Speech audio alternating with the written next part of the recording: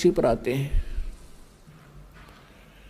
अब परमात्मा लेकर के गरीबदास जी की आत्मा को और सचखंड पहुंचे, सतलोक में पहुंचे।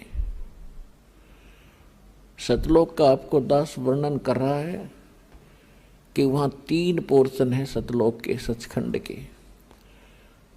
जैसे अपने राजधानी है दिल्ली की, एक तो उसमें बाह्य क्षेत्र है बाहर का जिसमें गांव आते हैं, वो भी दिल्ली ही कहलाती है।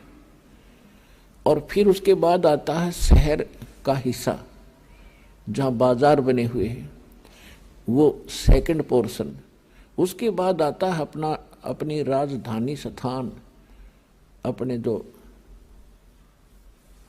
राजा लोग रहते हैं, प्रधानमंत्री जी रहते हैं, राष्ट्रपति जी रहते हैं, यानी वो स्थान, वो तीसरा स्थान है। तो इसी प्रकार उस सतलोक के भी 3 पोर्शन हैं। बाहर का जो स्थान है, बाह्य क्षेत्र है, उसमें झरने बह रहे होते हैं, बाग बगीचे हैं सदाबहार, बहुत सुंदर वहाँ महक उठ रही होती है और झीनी झीनी आवाज़ वहाँ पर बजती रहती है जो बहुत सुहाती है, कानों को अच्छी लगती है। तो वहाँ कोई दुख नहीं, कोई कष्ट नहीं, कोई रोग नहीं, राग द्वेष नहीं, अभाव नहीं किसी वस्तु का, जिस कारण से वहाँ राग द्वेष नहीं।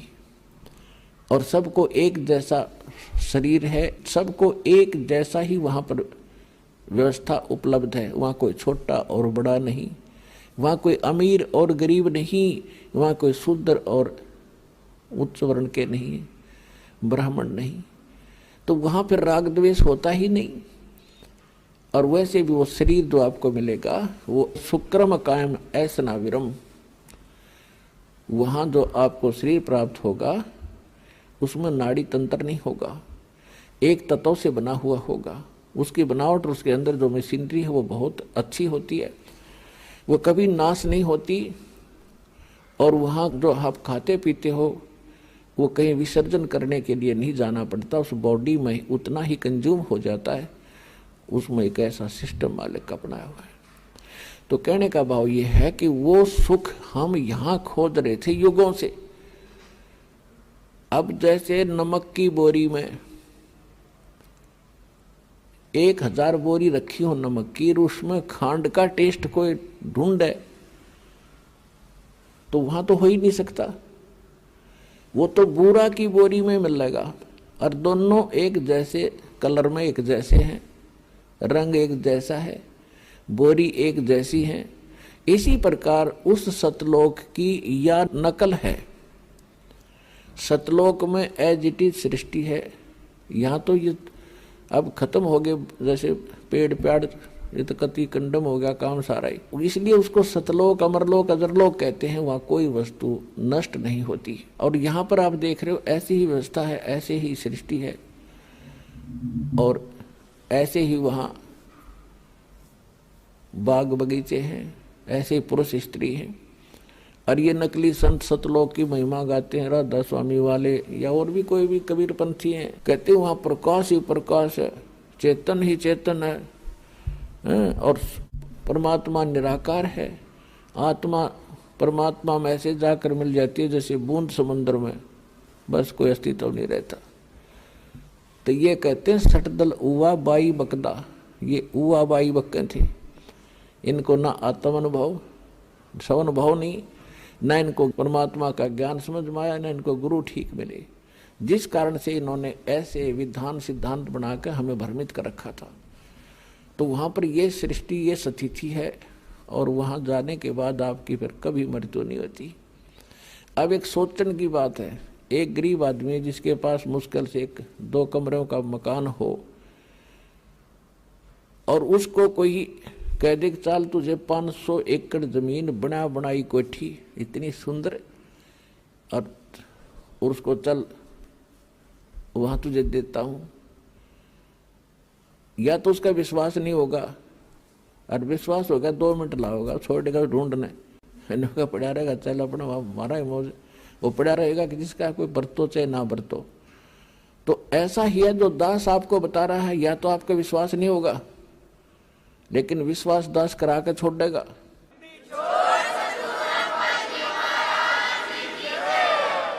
क्योंकि ये दास की बनाई हुई सेल्फ मेड स्टोरी नहीं है, ये गॉड गिवन स्पिरिचुअल नॉलेज है, परमात्मा का दिया हुआ अध्यात्म ज्ञान है। और जिन महापुरुषों ने देखा उनका बयान है, वो बयान आपको सुना रहा है दास। आप उस बयान को पढ़ नहीं सके, समझ नहीं सके, इसलिए एक वकील की जरूरत पड़ती है। इसी प्रकार दास आपका वकील का भी काम करेगा उस परमात्मा के दरबार में। कर ले गुरु वकील मुकदमा भारी है, भाई कर लो गुरु वकील मुकदमा भारी है। ये बहुत भारी मुकदमा है, इसके लिए वकील की जरूरत पड़ेगी, वकील भी पूरा हो। जिन विधान का नहीं पता, संविधान का नहीं पता, और वो वकील बने फिरे हैं, दस यानी नकली संत बने फिरते हैं। ऐसे संतों को करने का, ऐसे वकीलों को भी करने का कोई फायदा नहीं जो वहां जवाब ना दे सके। तो इस दास के अतिरिक्त विश्व में इस विधान का कोई भी जानकार नहीं है पृथ्वी पर वर्तमान में।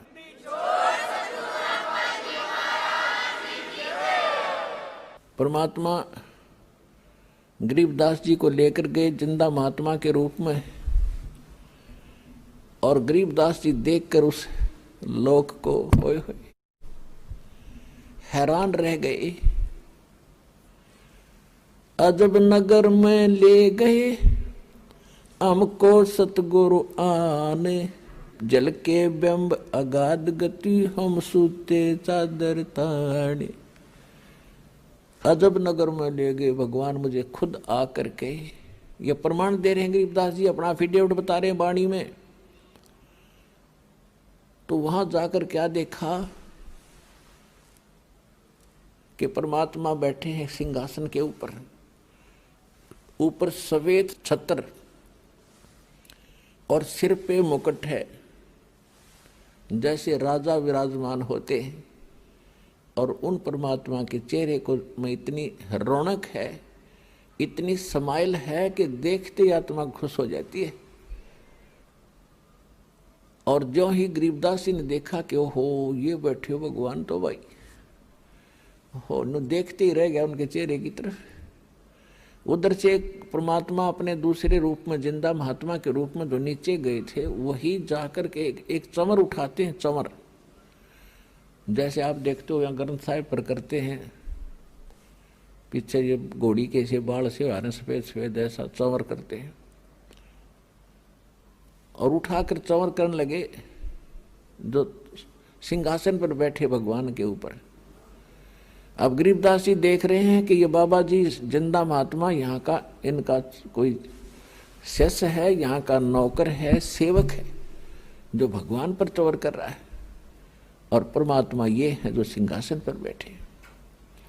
उसी समय सिंहासन पर बैठे परमात्मा खड़े हुए, और नीचे से जिंदा महात्मा के रूप में जो गए थे भगवान, वो उस अनंत कोट ब्रह्मांड के सिंहासन पर विराजमान हुए। जो परमात्मा मुकुट पहरे हुए थे और जिसके एक रोम में, रोम कहते हैं बाल को, रोमकूप कहते हैं जो छिद्र जहाँ बाल उगा है, तो कहते हैं एक रोमकूप में या बाल में कहो रोम में इतना रोशनी है, करोड़ सूर्य मिला दे करोड़ चंद्रमा, इतना तेज। यहाँ तो इन आँखों से नहीं देख सकते हम उस तेज को, वहाँ हमारी आँखें दूसरी होती हैं, आत्मा की आँखों से देखा जाता है और वो बहुत प्यारा लगता है, आँखें बंद नहीं होती।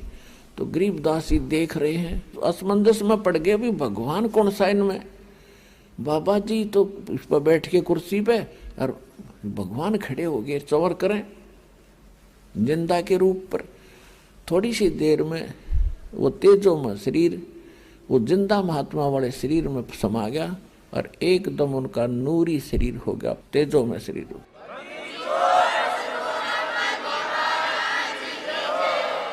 और चंवर अपने आप हवा में हो रहा है, ऐसे अब हवा में ऐसे घूम रहा है। अब गरीबदास जी असमंजस में पड़ गए, आश्चर्यचकित हुए। तब परमात्मा ने उसको कई घंटे तक वहाँ ज्ञान सुनाया कि बेटा आप देख रहे हो ये स्थान है तुम्हारा।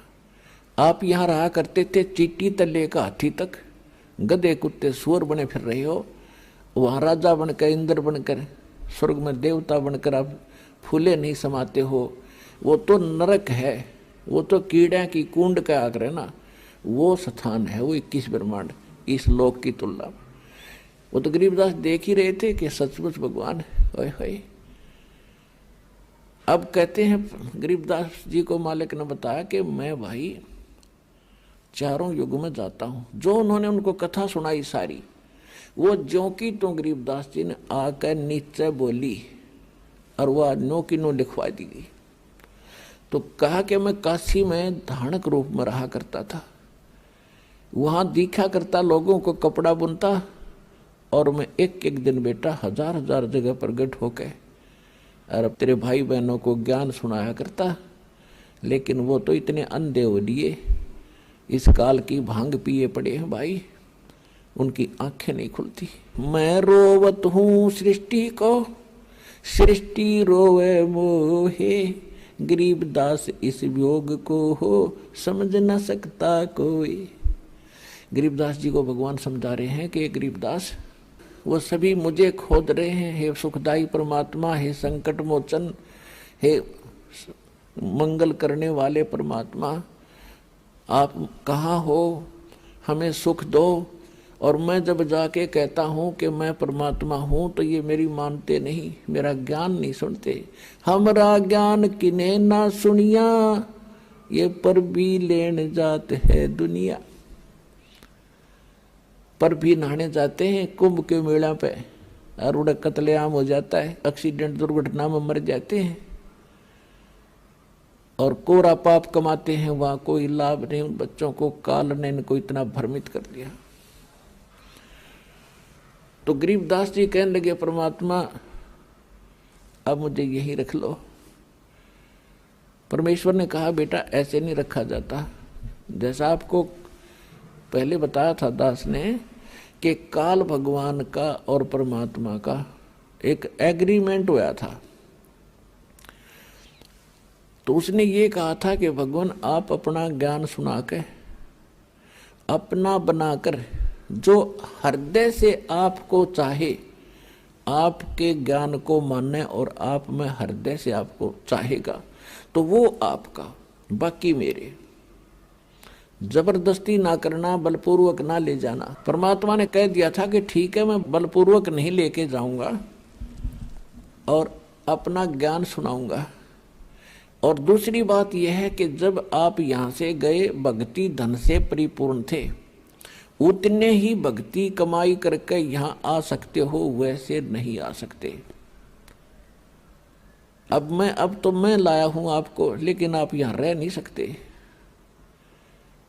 अब बालक थे, आंखों में आंसू भर आए, क्योंकि वहां जाने के बाद पता चलता ये क्या है, ये तो नरक दिखाई देता। यहाँ का चाहे सारी पृथ्वी का राजा हो, कति नरक दिखाई देता उस सुख की तुलना में। तब परमात्मा ने कहा कि बेटा तू चिंता ना कर, मैं तेरे साथ रहूंगा और ये ऐसा मंत्र दूंगा जल्दी ही आप भक्ति युक्त हो जाओगे। ऐसा नाम दूंगा सतनाम और सारनाम कि बहुत जल्दी भक्ति धनी बन जाओगे। अपने आत्माओं, इस आत्मा को हमने भक्ति से चार्ज करना है, भक्ति से फुल करना है, तब यह काम करेगी, तब ये भक्ति युक्त होकर के वहां